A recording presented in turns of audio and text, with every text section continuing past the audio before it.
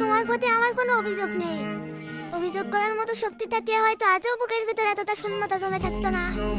কিন্তু সত্যিটা হলো ভালোবাসা জোর করে হয় না। আমি সেটা অনেক আগেই বুঝে গেছি, শুধু মেনে নিতে একটু সময় লেগেছে। আমি জানি তুমি ইচ্ছে করে আমাকে কষ্ট দাওনি। তুমি তোমার মতো করেই বাঁচতে চেয়েছো, নিজের মতো করে সিদ্ধান্ত নিয়েছো। আর আমি আমি চুপচাপ সব মেনে নিয়েছি। কারণ ভালোবাসা মানে তো দোষ খোঁজা না, ভালোবাসা মানে কাউকে নিজের মতো করে বেঁধে রাখা না।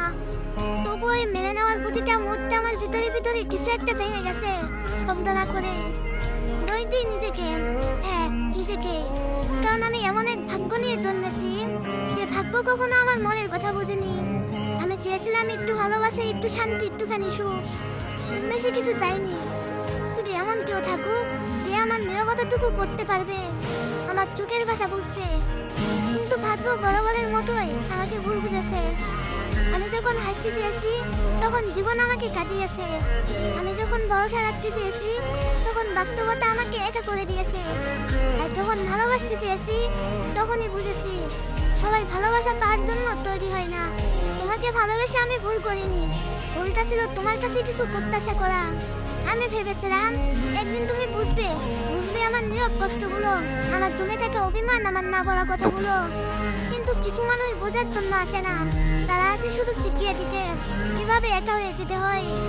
আজ আর কান্না আসে না, কষ্ট আসে না, কিন্তু চোখে জল নেই। হয়তো অভ্যাস হয়ে গেছে, হয়তো ভেঙে পড়ার শক্তিটুকু আর নেই।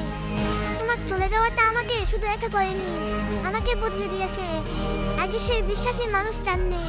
এখন আমি হাসি কিন্তু বিশ্বাস করি না, কথা বলি কিন্তু মন খুলে না। কারণ আমি জানি শেষ পর্যন্ত সবাই নিজের মতো করেই চলে যায়। তবুও তোমার প্রতি কোনো অভিযোগ নেই, শুধু একটা আফসোস আছে। যদি একটু বোঝার চেষ্টা করতে, যদি একবার মন দিয়ে শুনতে, হয়তো গল্পটা এমন হতো না। আজ আমি শুধু নিজের ভাগ্যের কাছেই হেরে গেছি। ভালোবাসা চাইতে গিয়ে পেয়েছি কষ্ট, একাকিত্ব আর অভিমান। তবুই বুকের ভেতর কোথাও এখনো একটা নরম অনুভূতি হয়ে গেছে।